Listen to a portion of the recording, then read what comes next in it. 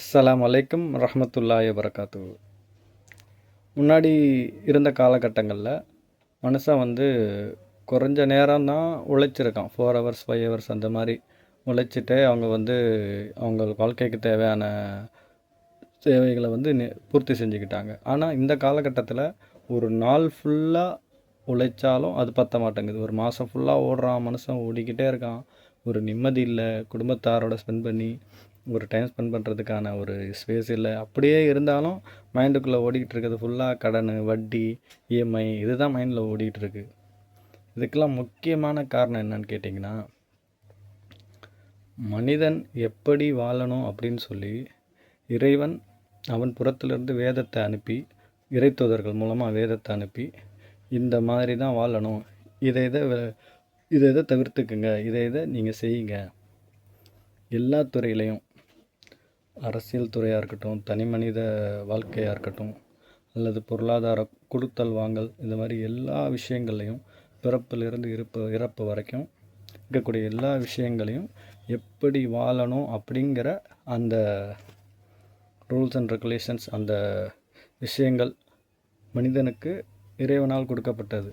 அதை வேதத்தின் மூலமாக இறைவன் கொடுத்துருக்கான். அது பல்வேறு காலகட்டங்களில் பல்வேறு இறைத்தூதர்கள் இருக்கும் பொழுது பல்வேறு வேதங்கள் வழியாக இறைவன் இந்த பூமியில் இருக்கக்கூடிய மனிதர்களுக்கு கொடுத்து கொண்டே இருந்தான்.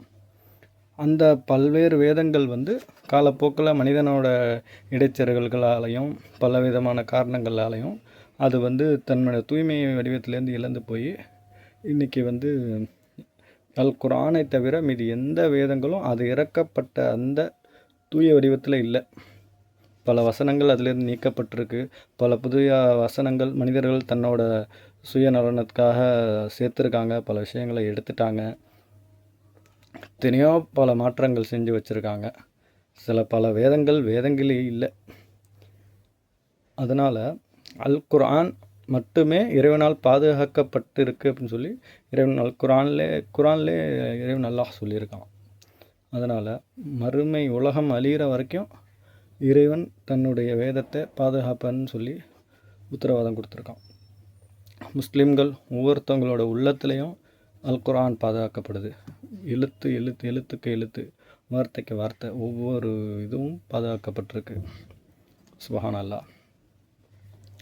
அந்த வேதத்தின் அடிப்படையில் மனிதன் இந்த பூமியில் தன்னுடைய வாழ்க்கையை அமைத்தால் மட்டும்தான் எப்படி சூரியன், சந்திரன், இந்த மற்ற விஷயங்கள் எப்படி சீராக இறைவனுக்கு கட்டுப்பட்டு எந்த விதமான குழப்பமும் இல்லாமல் நீட்டாக ரிதமிக்காக இயங்கிக்கிட்டு இருக்கோ, அதே மாதிரி நம்மளுடைய உள்ளுறுப்புகள் எப்படி நம்ம கண்ட்ரோலில் இருக்காத உறுப்புகள் இருக்குல்ல, ஹார்ட்டு, நம்மளோட இன்டர்னல் ஆர்கன்ஸ், நம்மளோட கிட்னி, ஹார்ட், இந்த மாதிரி பல்வேறு விஷயங்கள் லங்ஸ், இது எல்லாமே நம்ம கண்ட்ரோலில் இயங்காது.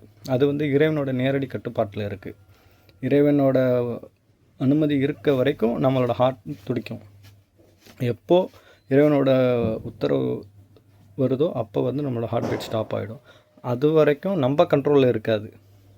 இப்போ நான் ஒரு நன்மையை செய்யணுமா இல்லை தீமையை செய்யணுமாங்கிறது மட்டும்தான் என்னோடய கண்ட்ரோலில் இருக்குது.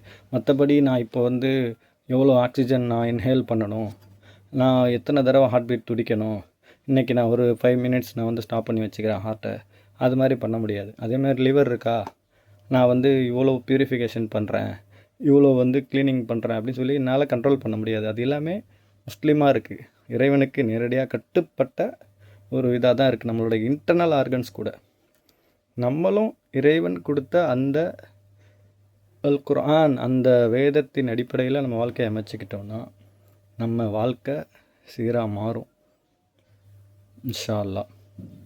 வாஹிர் தவானா அல்ஹம்துலில்லாஹி ரப்பில் ஆலமீன்.